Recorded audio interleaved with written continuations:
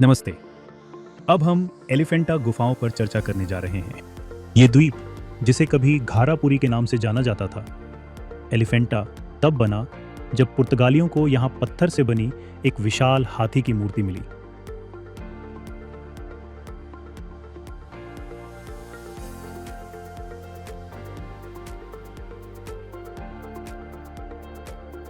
आज ये स्थान यूनेस्को विश्व धरोहर स्थल है और अपनी अद्भुत शैलकृत वास्तुकला तथा उत्कृष्ट मूर्तिकला के लिए प्रसिद्ध है।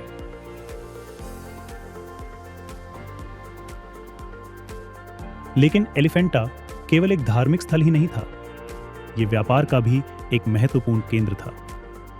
प्राचीन समुद्री मार्गों पर स्थित होने के कारण ये दक्कन क्षेत्र को तटीय बंदरगाहों से जोड़ता था और रोमन साम्राज्य जैसे दूरस्थ व्यापारी केंद्रों से भी इसका संबंध था। एलिफेंटा में कुल 7 शैलकृत गुफाएं हैं। इनमें से 5 पश्चिमी पहाड़ी पर और 2 पूर्वी भाग में स्थित हैं। इनमें मुख्य गुफा 1 सबसे महत्वपूर्ण और सबसे समृद्ध नक्काशी वाली है। उत्तर दिशा की ओर मुख वाली इस गुफा में एक विशाल कक्ष है जो 5 हिस्सों में विभाजित है।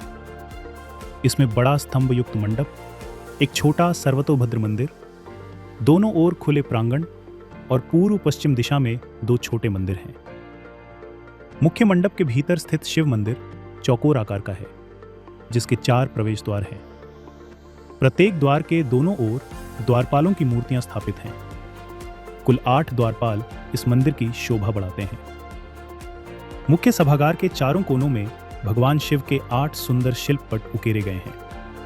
इनमें शामिल हैं लकुलीश या योगेश्वर, योग मुद्रा में विराजमान भगवान शिव, रावणानुग्रह, रावण द्वारा कैलाश पर्वत हिलाने का प्रसंग जिसमें भक्ति और अहंकार दोनों दर्शाए गए हैं, उमा महेश्वर, भगवान शिव और मां पार्वती के सौम्य दाम्पत्य भाव,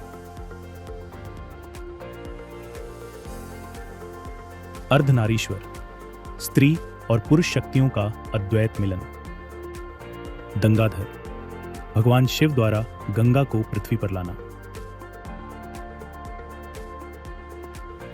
कल्याण सुंदर, भगवान शिव मां पार्वती विवाह दृश्य, अंधकासुर वध, अज्ञान पर विजय,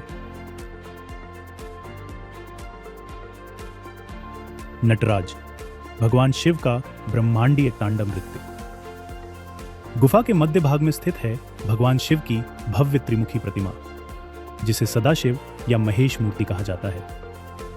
ये एक ही स्वरूप में निर्मिति, पालन और संहार तीनों दिव्य शक्तियों का प्रतीक है।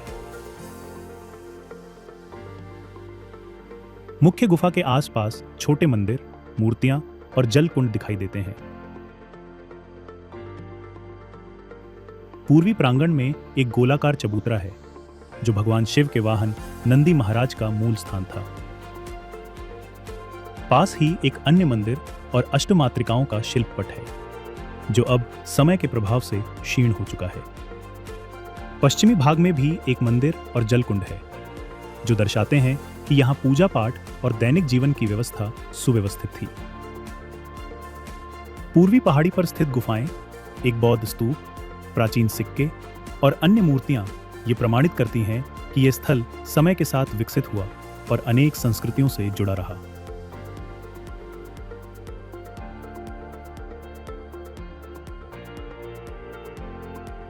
एलिफेंटा केवल एक स्मारक नहीं है, बल्कि ये सदियों में आकार लिया हुआ कला, आस्था और इतिहास का अद्भुत संगम है।